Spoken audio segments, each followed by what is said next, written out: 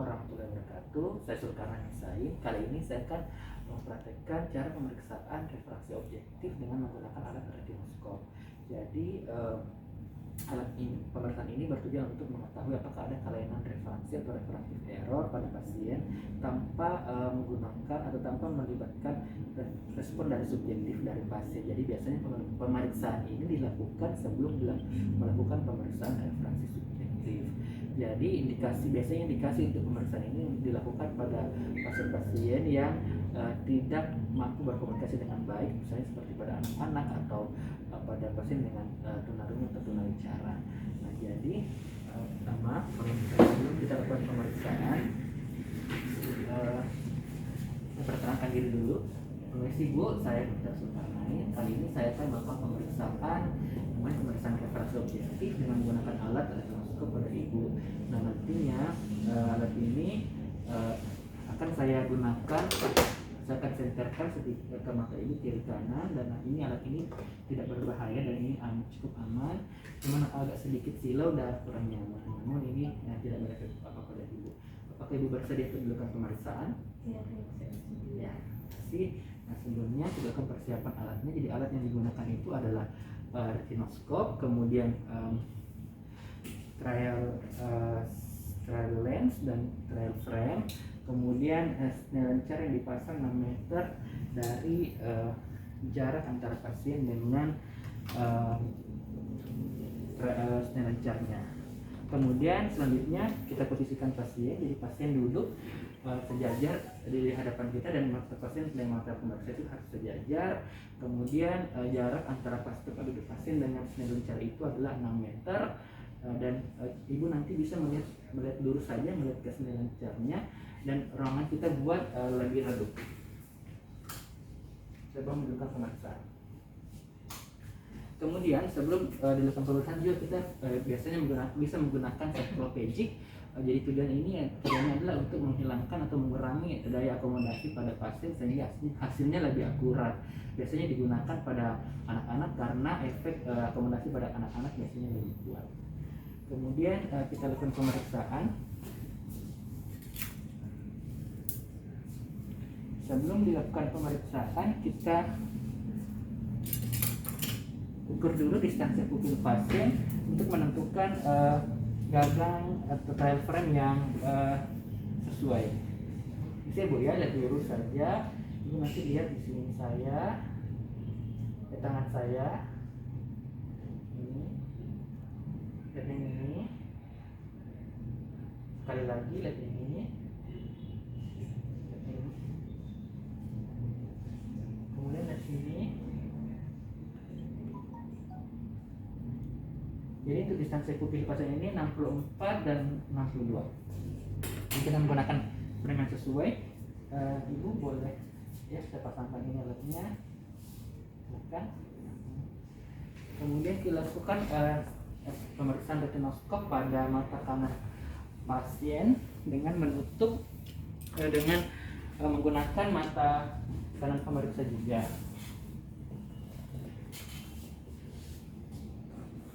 Kemudian kita melakukan pemeriksaan dengan melihat refleks retina pada mata pasien yang biasanya berwarna merah. Kemudian kita lihat dari retinoskopnya. Kemudian jangan lupa kita posisi jarak antara pasien dengan pemeriksa itu adalah sekitar 1 lengan atau jarak ini sekitar 50 cm setara dengan working distance 2,0 dioptri. Kemudian kita lakukan pemeriksaan. Ya.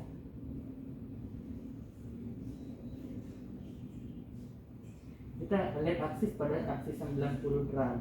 Aksis 90 refleks dari retina pasien ini adalah with movement atau against movement. Pada pasien ini kita terlihat refleksnya itu with movement, sehingga kita bisa menggunakan lensa plus 2,0.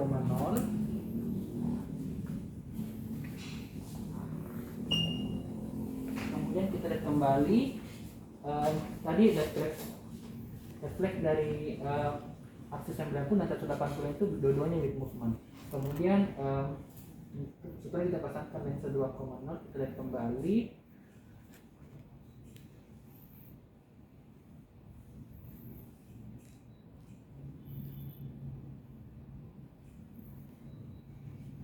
di aksis 90 derajat dan di 180 derajat. Nah, kita dapatkan di 90 itu masih with movement dan 180 juga masih with movement. Jadi kita rumuskan di 90 itu against movement, sedangkan 180 juga against movement. Sehingga kita ambil lensa 1,5 plus 1,5.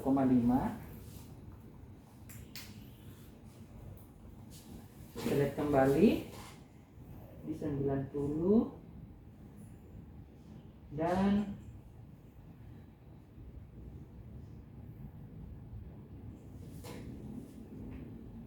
180. Nah, kita lihat gambarannya masih against movement. Kita cobakan lagi dengan menggunakan lensa 1,0.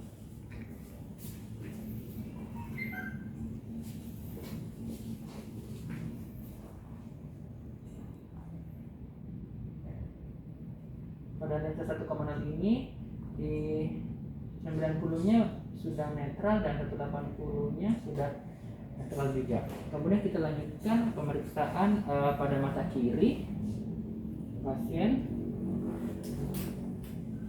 dengan menggunakan mata kiri pemeriksa dan tangan kiri pemeriksa juga.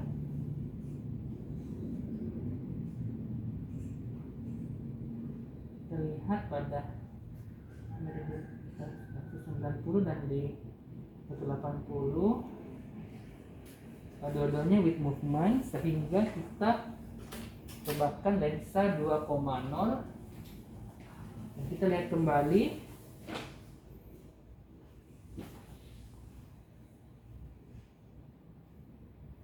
setelah kita menggunakan lensa 2,0 di aksis 90 dan 180 nya dua-duanya against movement. Jadi kita coba menggunakan lensa 1,5. Jadi kita kembali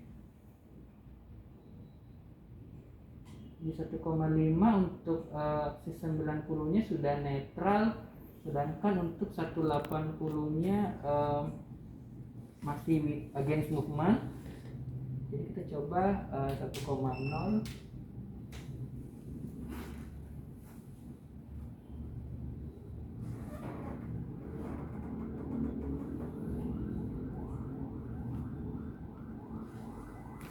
Untuk 1,0 di aksis 180 sudah netral. Saya coba maju menjadi with movement dan saya mundur, dia menjadi against movement. Kemudian kita lanjutkan untuk perhitungan power cross-nya.